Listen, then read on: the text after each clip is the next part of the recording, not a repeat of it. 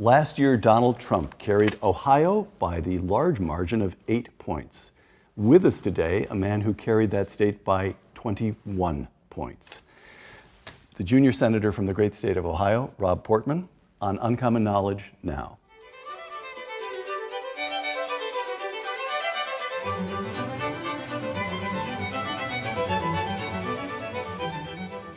Welcome to Uncommon Knowledge. I'm Peter Robinson. We're filming today in the Tower Room of Baker Library at Dartmouth College.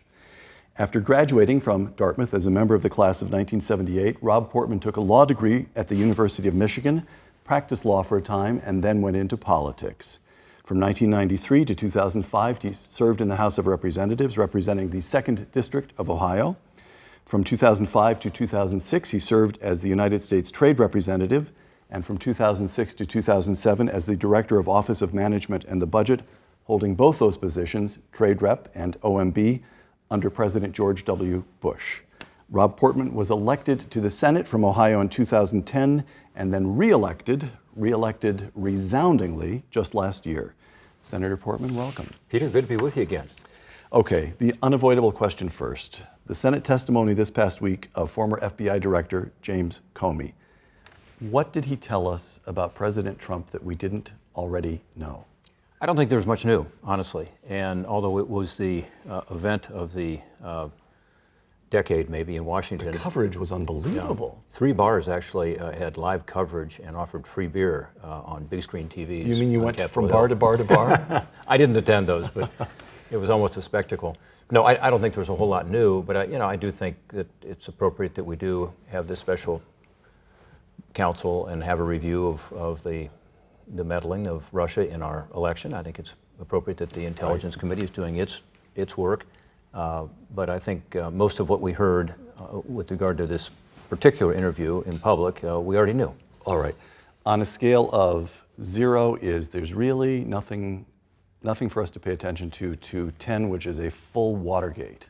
What are we in for this summer? Are we in for the horrible, long summer of intensely partisan hearings? I hope not, because we have a lot of work to do in other areas, and it will be a great distraction if it becomes a highly partisan effort. And if we spend our focus on that, we won't be doing things to help save the healthcare system that's crumbling, or deal with infrastructure or tax reform or the spending issues that we have to deal with. So there's lots more to do. I do think that this issue of Russia meddling, not just in our election, but their interference in democracies around the world, is a serious issue. And as you know, it's one that I've talked about for a long time, even long before this last election.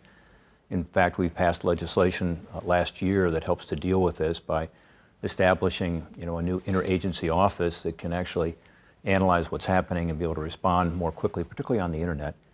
It is a concern. It's been a concern in the UK and in France and in Germany recently with their elections. It's a big concern in Ukraine and other countries in Eastern Europe. So we do need to understand what's happening and be able to more effectively push back. So as far as a sober, serious, respected member of the Senate is concerned, this is not, at this stage in any event, about President Trump. This is very much, or should be very much, about Russia. We know there's a problem there. It should be, and it should be, again, about democracies worldwide that are being affected by this. And what it is, we call it disinformation, propaganda. It is literally putting out information that's not accurate to be able to destabilize and make more difficult democracies to have fair elections. And that's a big deal, and we should be responding to that. As we unfortunately find ourselves in another situation with Russia that's very similar in some respects to the Cold War in terms of that disinformation, we have to have better tools in the modern era to be able to respond. And again, a lot of that's being more effective online. All right. Healthcare. It was a struggle, but the House of Representatives did pass a bill and send it over to the Senate. And Majority Leader McConnell has named you and about a dozen other members of the Republican caucus to go into a closed room and hash out a bill that can get at least 50 votes in the Senate, so the Vice President can pass the deciding vote.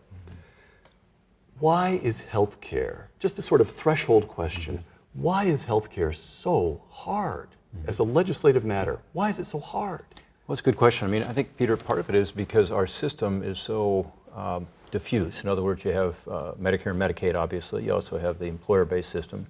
where most people are getting their coverage who are not in Medicare or Medicaid. You have the individual market. Obviously, you have the Obamacare side of this now, which is these exchanges. Right. And even within each of these groups I'm talking about, there are various programs. And so everything you touch has an effect somewhere else. It's not easy to simply, with one stroke, of a pen, write legislation that fixes our healthcare system, because it is so complicated and there's so many interactions. I do think that we're in a situation now that we have to step forward and do something about really two problems. One is the very high cost of premiums, deductibles, co-pays. I hear a lot from my constituents on this. As you can imagine, we've had almost a doubling of healthcare premium costs in the individual market in Ohio just in the last 4 years, 82% increase for small businesses. No one can afford that. These double-digit increases continue. And then second is, it's really not a system that's working in terms of providing choice and competition. There's not transparency on costs. And this has been a long time concern, well before the Affordable Care Act, which helped to create the more recent problems.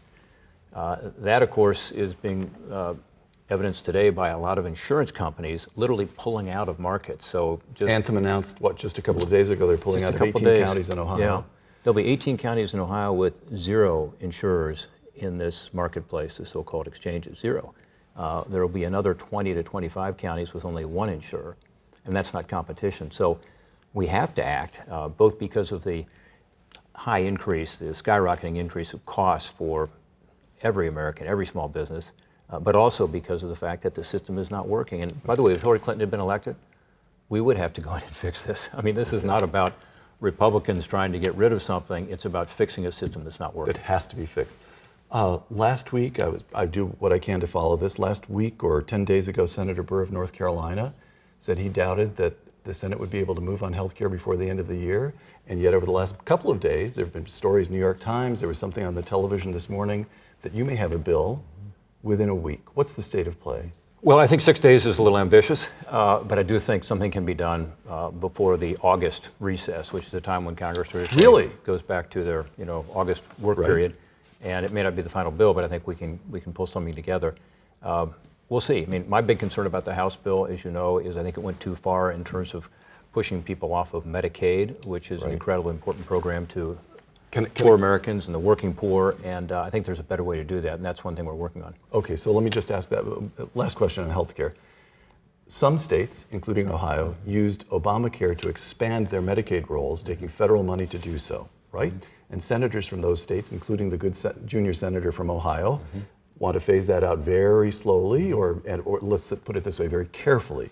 And then you've got some states, such as Texas, which did not use Obamacare to expand its Medicaid rolls, and some senators from those states, including Ted Cruz, who have said over and over again, perhaps not recently now that you're working together on hashing out a compromise, that the states that expanded their Medicaid rolls did so irresponsibly. Don't take federal money, it's not reliable. Okay. So you've got Rob Portman and Ted Cruz among those senators in the room trying to hash things out. I've seen you with Ted Cruz. I know you're genial with each other, but I also know you are very different kinds of Republicans. How's this going to get sorted out? Well, first, it's no longer a small group. It's now a 52-member group, because as you noted, everybody's invited now? 50 votes, and so everybody's got a different point of view on health care because it is so complicated. And so there's an opportunity for all members to engage now, which I think is really good, and I encourage that. But having said that, you're right. About 60% plus of Americans are in states where there was expanded Medicaid, meaning that individuals up to 138% of poverty rather than 100% of poverty were able to get coverage. And some states have done it in a way that required some flexibility from Washington by getting a waiver in very creative ways and innovative ways to actually help to get more people into a managed care system and to have pay for performance, in other words, for good outcomes rather than just a fee-for-service type program. So there's a lot of good things that have been going on. We want to preserve those good things because it covers more people and it gives them better health care outcomes. So that's one thing I'm working on. But you're right, some states that did not expand think that it is unfair that those states that expanded, like ours, have this opportunity. My view is, let's work together and come up with something that works for all these states. I will tell you, Peter, there's one issue that unfortunately is at crisis proportions now in our country that is affecting Medicaid more than any other payer, and that is the opioid crisis that you and I have talked about before. Right. And this means heroin, prescription drugs that are painkillers and addictive, increasingly these synthetic heroines called fentanyl or carfentanil, U4. And in my own state, as an example, those people who are on expanded Medicaid, which is about 700,000 people in my state, 50% of the cost is going for one thing right now, and that is for mental health and substance abuse treatment. 50% of the cost. So this has been an issue, as you know, I've worked on for many years, Yes, over you 20 have. years, and I feel strongly that we need to not just have a situation where there's not an abrupt change in that so people can be able to get on their feet, but also we need some longer term solutions to ensure people can get into the treatment programs they need. If they don't, those people are back in the emergency rooms, back in jail. As you know, the crime rate has increased because it's the number one cause of crime in my state. It's the number one cause of death in my state. And so we do need to ensure this. Overdoses and other deaths related in one way or another to opioid addiction is the number one cause of death in Ohio now? It's now surpassed car accidents, it's surpassed homicides, it's surpassed suicides, and it's growing, unfortunately. Give you an example, in one city, Cleveland, Ohio, in a couple of weeks since Memorial Day, there have been 43 people who have overdosed and died. And you compare that to last year, it's almost a doubling in that time period. Now, we've passed some legislation that's starting to help, but my point is that Medicare and Medicaid are both important programs. Medicaid, in particular, is the biggest payer in terms of the treatment programs that you want to get people who are addicted involved with so that they can get out of this cycle. Right. And get back on their feet and get back to work and get back with their families. So this is one of the reasons I've been so involved in ensuring that we not only have a smooth landing, but that we have a way to ensure these people can continue to get the treatment that they need. All right. Defense.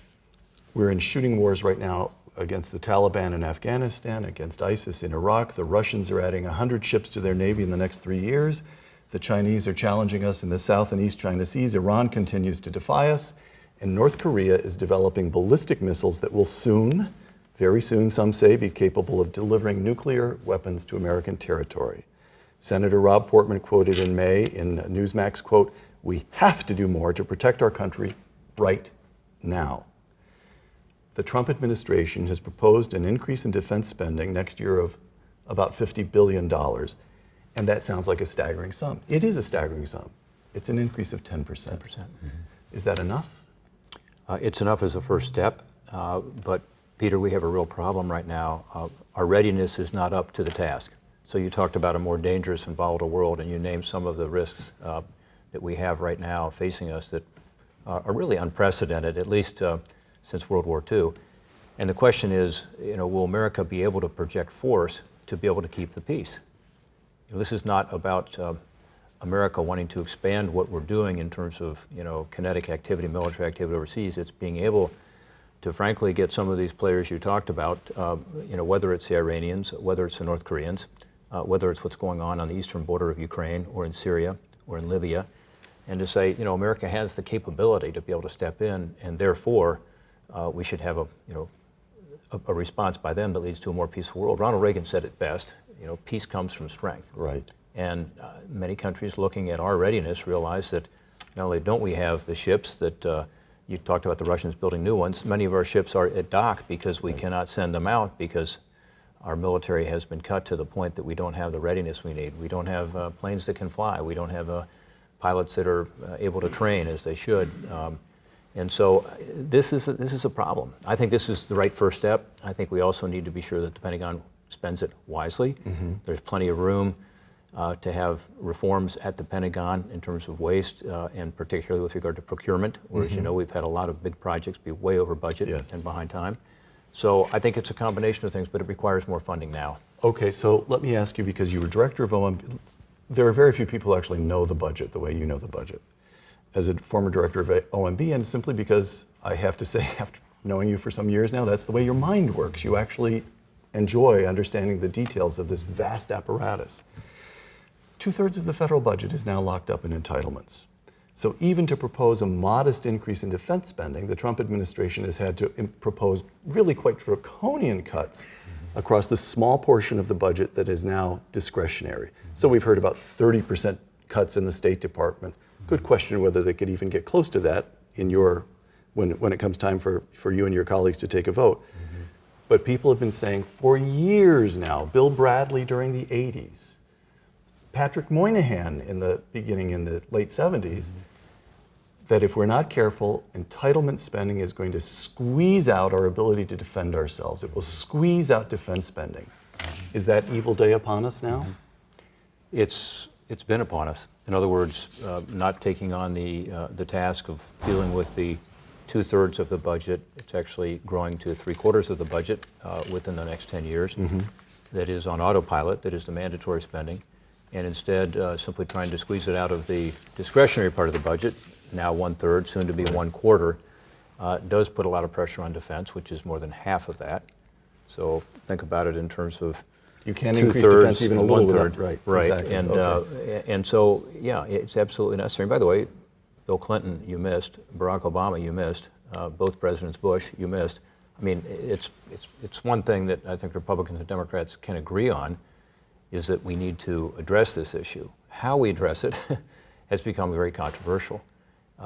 But it's important to do so for the sake of our military, for the sake of these programs you talked about, including soft power on the discretionary side, including dealing with the epidemic of opioid use, the heroin issue we talked about, but also for the future for our kids and grandkids, because a financial crisis will ensue. In other words, if you continue to have these huge debts and deficits every year and have the mandatory spending on the healthcare side, it's about a 100% increase projected over the next 10 years. That's simply not sustainable. If the Iranians don't get us, our own bond markets will. Well, yeah. I mean, Abraham Lincoln had a lot of great observations about the American political system, and one that he said that I think probably was curious at the time was we're more likely to be destroyed from within than from without. Right. And so we do need to be sure that we do something with this fiscal problem that has grown, and I think it's already putting tremendous pressure on the discretionary budget. Tax reform, 2 quotations. Here's you. Senator Rob Portman quoted in May, quote, "There is more consensus around tax reform than there is around health care, and I think there's an opportunity for Republicans to come together on an agenda that lowers taxes," close quote. Here's former Speaker of the House John Boehner also speaking in May, quote, "Tax reform is just a bunch of happy talk," close quote. Senator, what's the prospect? The administration wants tax reform. Mick Mulvaney, your successor at OMB, is saying we've got to get growth. We've got to get growth up toward 3%. Have to have tax reform to do that. Is it happy talk? No, it has to be done. And by the way, when we talked about the fiscal situation, the debt and deficit, clearly the most important thing to do is to restrain spending, but also to grow the economy. Right. I mean, more revenue is how we deal with this and how we got to a balanced budget last time in the late 1990s. It was really through growth. The best way to grow the economy right now is a combination of things: regulatory relief, dealing with the healthcare costs, better skills training, and ensuring trade works for us. But nothing is more important than tax reform. Why? Because the system is broken. So I'll stick by my earlier quote and say it's a shot in the arm to the economy, no question about it, if we do it right. And there is more consensus here than with regard to healthcare. Why was the sequence healthcare first, then we'll try to move on tax reform? Did the administration make a mistake?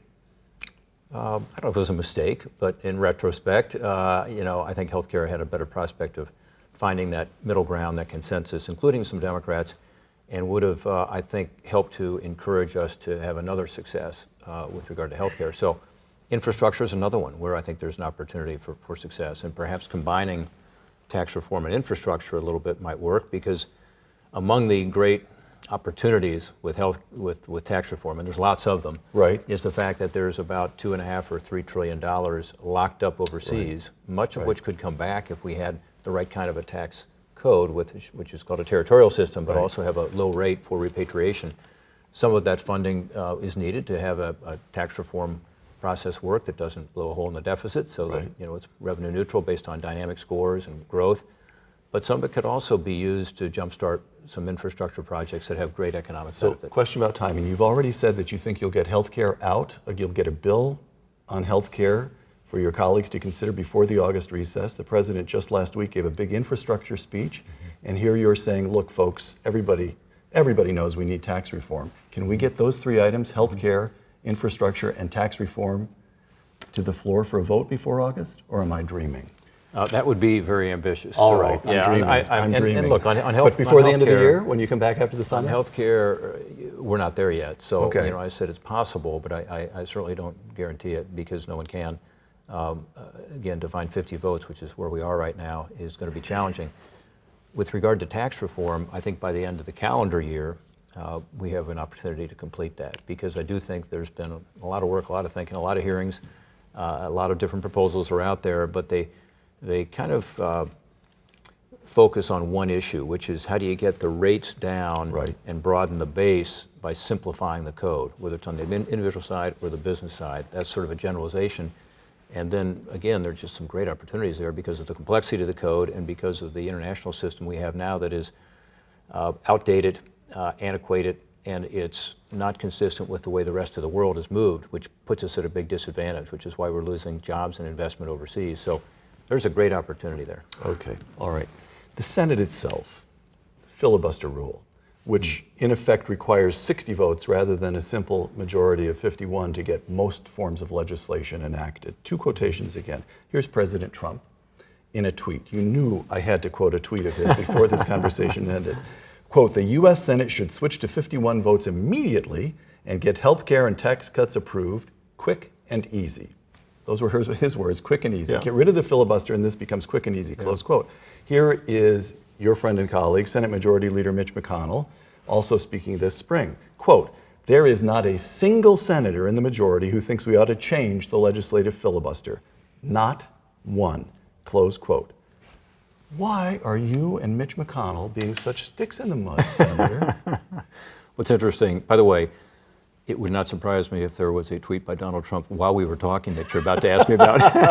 That's happened to me twice when I've been on a live TV program, and They've come in while you were- I'm presented with a tweet, and the reporter just assumes that I must have somehow known it by ESP or something. So, anyway, Donald Trump's tweet is interesting, as most of his are, because tax reform and healthcare reform are being done, as you know, under this 50-vote scenario. Right. So it's not subject to the filibuster. So in fact, I would agree with him on those. And because they're being done under what's called budget reconciliation, which you can do as a special thing under the 74 Budget Act, it has to relate to the budget, outlays or revenue, and so on. So there's some restrictions to it, but that's how we're doing those. Right. The broader issue here with regard to general legislation, I think Mitch McConnell's probably right. I don't know if I can speak for all my colleagues, but most of my colleagues look at this and think, let's see, the Democrats have had the majority for the most part over the last 100 years, and we would have a whole panoply of legislation that most Republicans would find very objectionable if we had not had the ability to stand up, as the founders intended, that the minority would have the opportunity to be heard. And so the question is, what's going to be best for the country over the longer haul? And as you know, one of my concerns about the way our country is headed is that we're increasingly divided. Right. And I'd say, division is one thing, polarization's another. Right. I mean, not just divided, but I think because of the way the internet works, as wonderful it is in some respects, it allows people to reaffirm their point of view and not look at the other side. I think cable TV is playing a role in this. Not this show, of course, because it's uncommonly good. But I think as a result, Peter, you see in Congress the kind of polarization and division that makes it difficult to find common ground on even relatively simple things that in the past we'd be able to deal with. And so I think if anything, we should be pushing for a system where you actually do figure out a way, in this case, to get somewhere between 10 and 2 Democrats or Republicans when you have the majority, because you would have a 51 vote majority, and then you have to get to 60. And that's the way it has been done traditionally with Medicare, Medicaid, Social Security, all the big tax reform efforts, everything Ronald Reagan got through with Tip O'Neill. And we need to get back to that, in part because you find you have better laws. Look at Obamacare, the Affordable Care Act, as an example of something that got jammed through on a strictly partisan basis that's not working. But in part because I think it would be a model in a sense and show leadership in terms of trying to get this country back together. Okay, one more question on this. So it's not just Donald Trump, and I take the point. He says, quick and easy. We eliminate the filibuster, we get legislation through quickly and easily, and Senator Portman and Mitch McConnell say, yeah, right. And the moment they regain the majority, it's quick and easy for them too, and we go flipping and flopping back and forth, not good for the country. I get all that.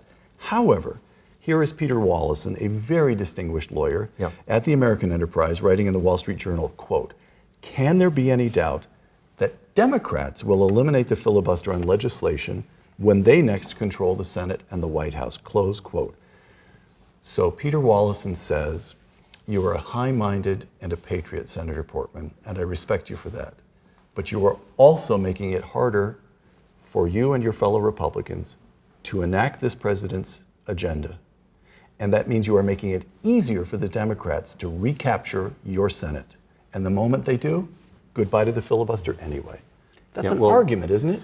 It is. Again, the big priorities right now are tax reform and healthcare reform, both of which are not being done through the filibuster. Okay. So, fair. So, to the extent it's a matter of getting things done, the problem is not the filibuster. The problem is very complicated areas and finding 50 people, working together and getting an agreement with the House. The founders did not intend this to be easy, Peter, as you know well, having written a lot about this. And it's sometimes frustrating with the balance of powers and with the minority rights, having some say in the Senate.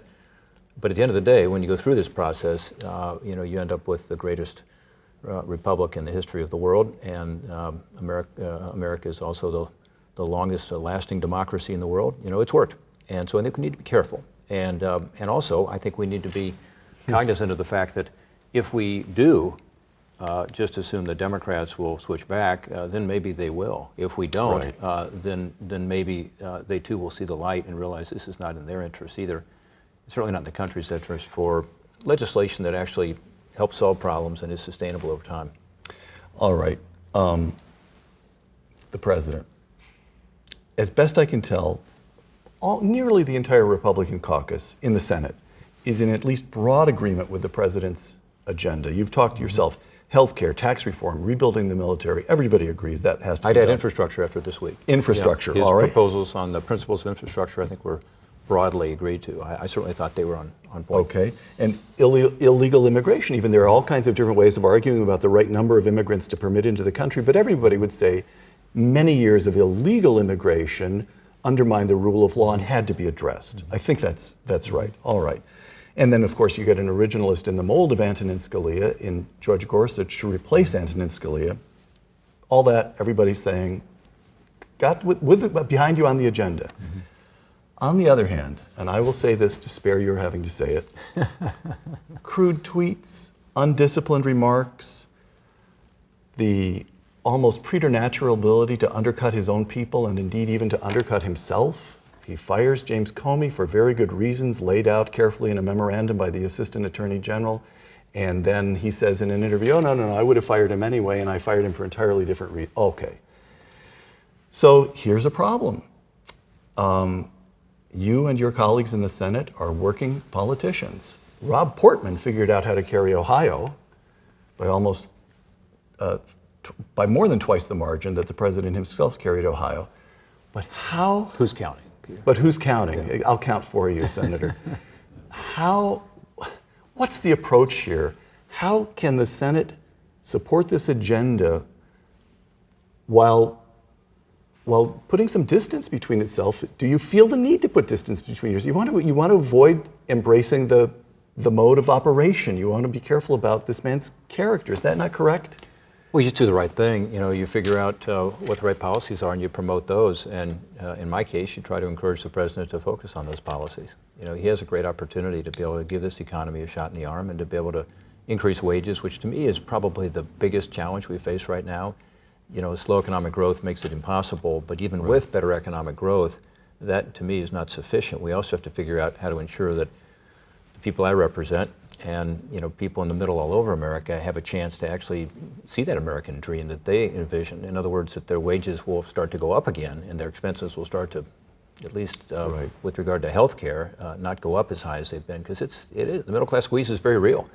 So I think he has a chance to do that. And you've mentioned some of the ways to do it with tax reform and regulatory relief and getting health care costs under control and doing something on infrastructure, which should be bipartisan after all.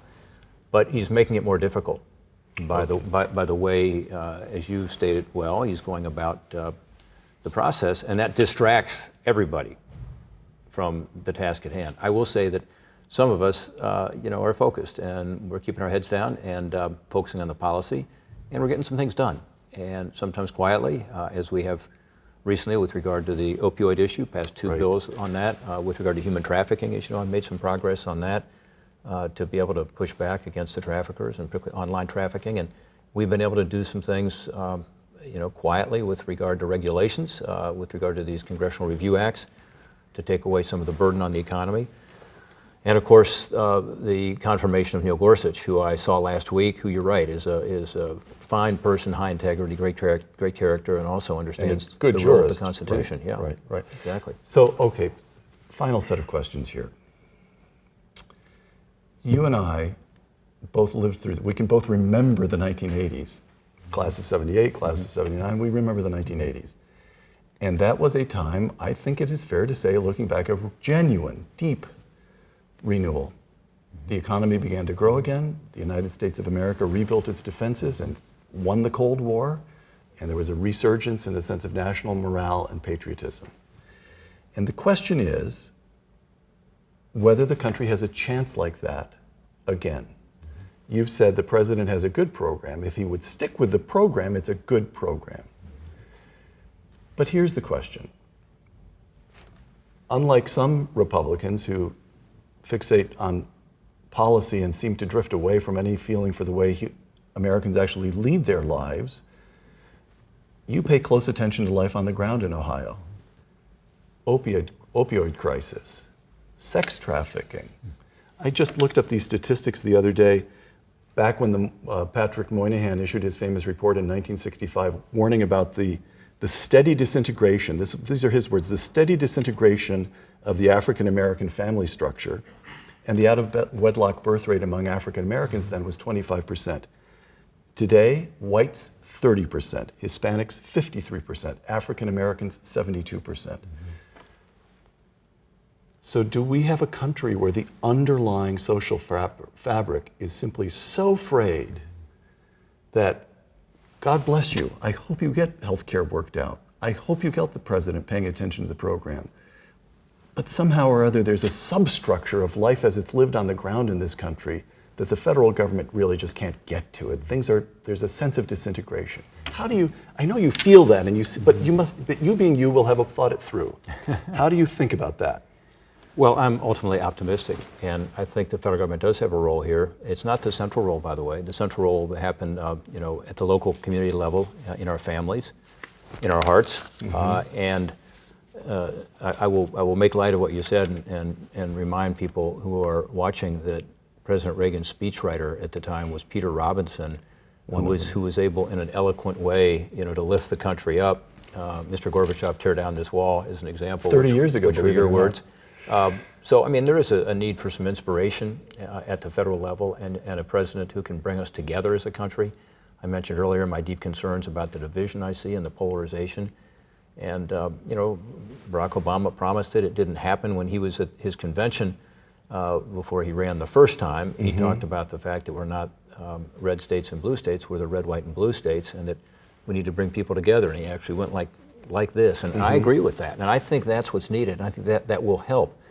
But it is deeper, it's cultural, it's societal, and it has to do with our country, getting back to what has made us so special, in my view, which is the primacy of the individual, which is people feeling like if they work hard and play by the rules, they can get ahead. That's why I mentioned the wage issue. With regard to this issue we talked about earlier on health care, we got to be sure that people who are on Medicaid now do have a chance to get to that next ladder of economic success, the next rung on that ladder, and move their way up. That's the idea. And this is why I mentioned the innovative programs you could have in the states.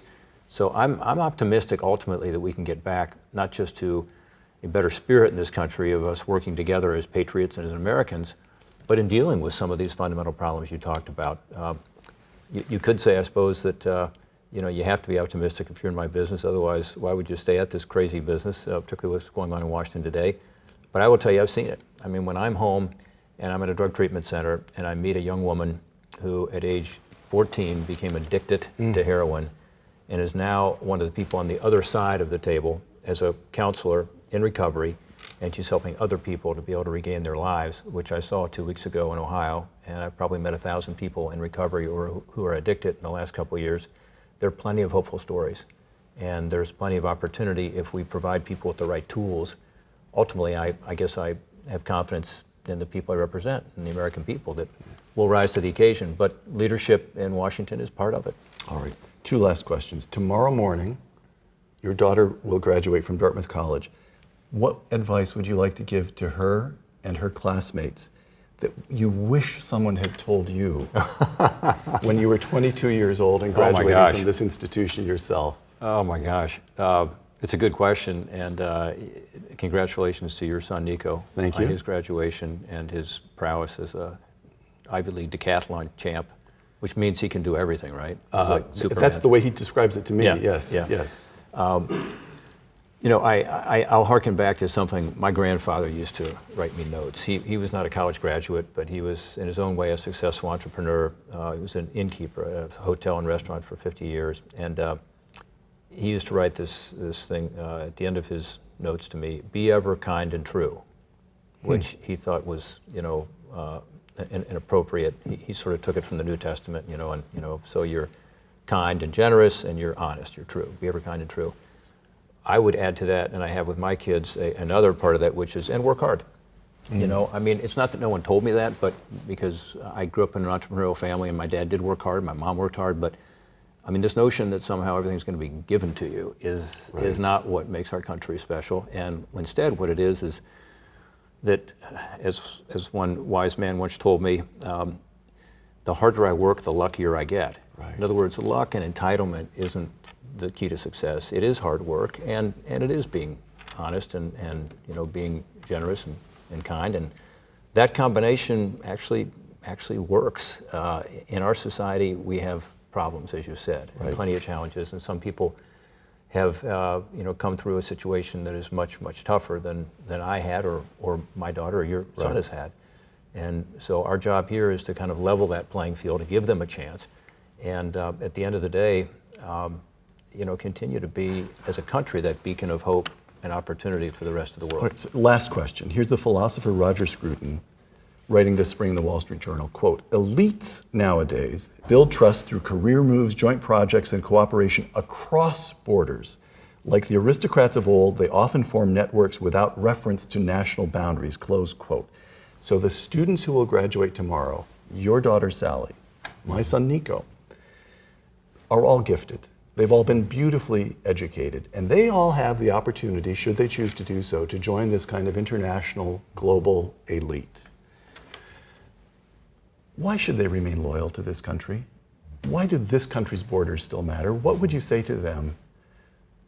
How would you persuade them that in the year 2017, facing the opportunities that they face, including the subtle urgings to be members of to be citizens of the world, why would you say to them that the United States of America still matters? Well, I used the words a moment ago, a beacon of hope and opportunity. And if you look historically at the role we have played, I mentioned as the world's longest successful democracy, we have served that role. And I remember once I had the opportunity to be overseas, and then Secretary of State Colin Powell had recently had a press conference, and this was when we had gone into Iraq. And the European journalists around him at this conference were convinced that America was going to Iraq to take the oil. Right. Which in retrospect, of course, not only weren't we, but we didn't. And I remember public opinion polls at the time in Europe said 80% of Europeans believed that. A sort of a cynical view of why the U.S. would get involved anywhere. You can remember Kuwait, where we, you know, liberated a country.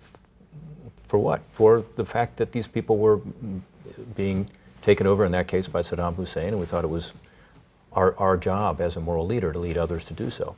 Anyway, the person said, "You're going for the oil." And he said, "No, actually, we're not." And the European journalists persisted.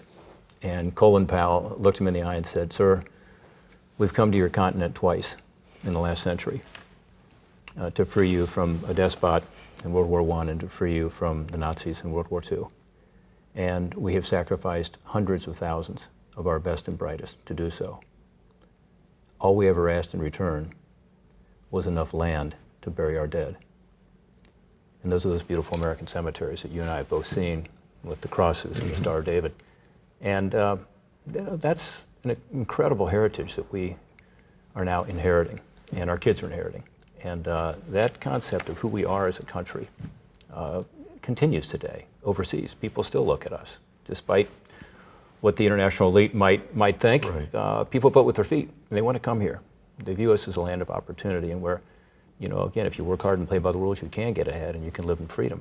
And that, I think, is why we all have a responsibility to give back and to ensure that we're focused on keeping America strong for the sake of our citizens, but also to provide that model for the rest of the world. Rob Portman, a member of the Dartmouth College class of 1978, the father of a member of the Dartmouth College class of 2017, and the junior senator from the great state of Ohio. Thank you. Thanks, Peter. For Uncommon Knowledge and the Hoover Institution, I'm Peter Robinson.